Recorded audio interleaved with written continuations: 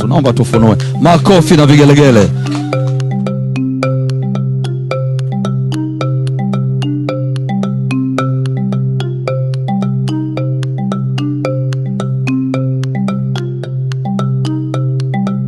Mheshimiwa Daktari Samia Suluhu Hassan, Rais wetu wa Jamhuri ya Muungano wa Tanzania, ambaye pia kwetu ni muhifadhi namba 1, alianzisha kampeni ya kupanda miti iitwayo kama 27 ya kijani.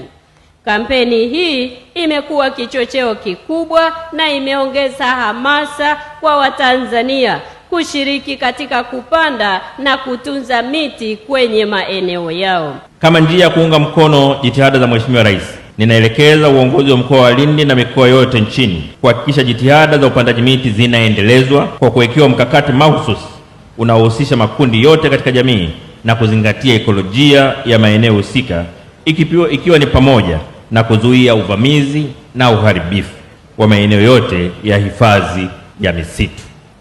Nafahamu kwamba jitihada kubwa zimefanyika katika utoaji wa elimu na hamasa ili kujenga uadilifu katika matumizi ya rasilimali zetu, lakini jitihada kubwa zaidi ni pamoja zinahitajika na kutoa katika utoaji elimu kuhusu udhibiti uharibifu wa rasilimali zetu. Hivyo basi, angalieni uwezekano wa kuunganisha nguvu kati ya wadau ili kuwa na programu kubwa zaidi ya uelimishaji. Ninaitaka Wizara ya Maliasili na Utalii kupitia mfuko wa misitu TAF kuwezesha miradi ya upandaji miti kwa kuanzisha mashamba ya miti ya vijiji na watu binafsi. Aidha, nautaka Wakala wa Huduma za Misitu Tanzania TFS kuanzisha vitalu vya miche ya miti vya kutosha katika maeneo mbalimbali nchini, ikiwemo miti ya asili inayopandwa katika maeneo mbalimbali. Sambamba na hilo, elimu ya kutosha itolewe kwa wananchi ili waweze kuitunza na kuikuza miti hiyo. Pamoja na faida lukuki za rasilimali misitu, bado kuna changamoto nyingi zinazoikabili, zikiwamo utegemezi mkubwa wa rasilimali za misitu kwa uchumi na kipato cha jamii kwa njia ya kuni, mkaa na mbao.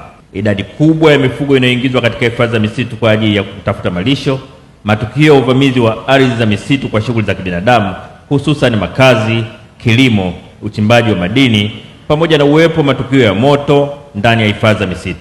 Changamoto hizi na nyinginezo zimesababisha kiwango cha upotevu wa misitu nchini kuongezeka hadi kufikia hekta 469,400 kwa mwaka. Kiwango hiki kikubwa sana kisichoweza kuendelea kuvumilika, hivyo kututaka kushirikiana kuhakikisha misitu yetu inalindwa na kuhifadhiwa.